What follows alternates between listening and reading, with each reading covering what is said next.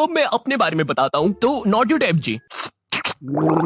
थू जी आपने कहा कि आपको पढ़ाई में बचपन से इंटरेस्ट नहीं था, जी बचपन से ही कुछ क्रिएटिव करना था आपको।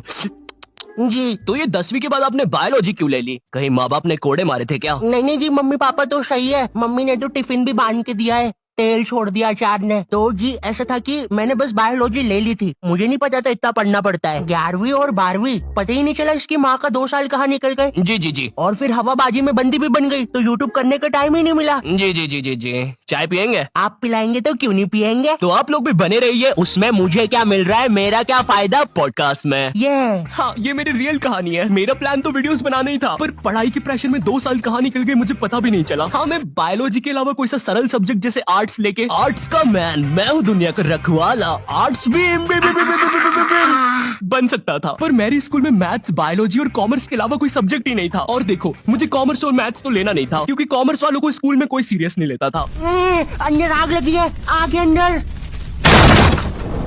अच्छा तो ये लो पानी। अरे अरे क्या कर रहे हो, सच बोल रहा हूँ, बंटी और रोहन ने आग लगाई है। चल बंटी कमाल, पाद के मचाते धमाल। भाई तुझे कितनी बार बोला है, मुझे वो डायलॉग पसंद नहीं। अपन को हिचके आया रे, लगता है अपन को भी कोई याद कर रहा है। भाई पक्का रवि ने चुगली लगाई होगी। हाँ, यही थे मेरे कॉमर्स वाले। वैसे ये मोटा पात के आग फैलाने वाला था, यही था इसके धमाल का मतलब। मेरी स्कूल में बैन है ये दोनों, शायद भारत की सभी स्कूलों में बैन होंगे। तिहाड़ जेल में अभी ये दोनों। वैसे चल बंटी कमाल, पात के मचाते धमाल। भाई तुझे कितनी बार बोला है, मुझे वो डायलॉग पसंद नहीं। अपन को हिचके आया रे, लगता है कोई याद कर रहा। भाई पक्का रवि हो।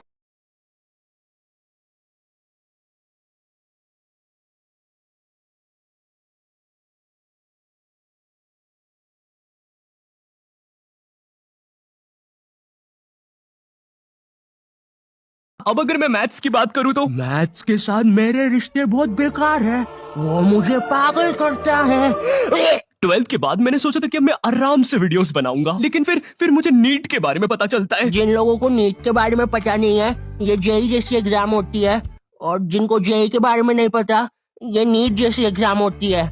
मेरा नाम पपलू है और मुझे मछली पसंद है। सरल भाषा में कहूँ तो नीट की एग्जाम से तुम डॉक्टर बनते हो। उस टाइम मैंने सोचा कि मुझे तो कभी डॉक्टर बनना ही नहीं था, तो ये फिर किस रास्ते पे जा रहा हूँ मैं? पवन दारू ठेके के रास्ते पे। तू कौन है साले बेताल, भग जाने तो चटका लगा दूंगा। नहीं मैंने अपने मम्मी पापा को समझाया कि मुझे डॉक्टर कभी बनना ही नहीं था। लकीली उन लोग को मेरी बात समझ में आई, और उनने मुझे डॉक्टर से थोड़े से कम कठिन कॉलेज में डाल दिया, फार्मेसी। पर खैर अब मैं वीडियोस बना सकता था।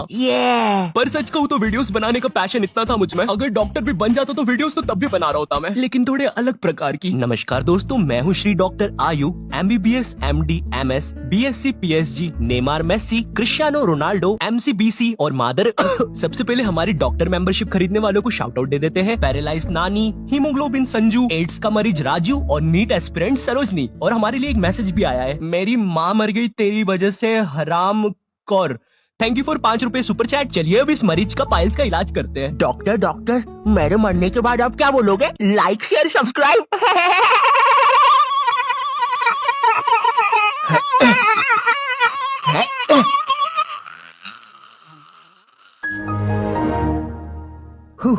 दोस्तों आज के लिए बस इतना ही। होप आपको लाइव स्ट्रीमिंग पसंद आई होगी।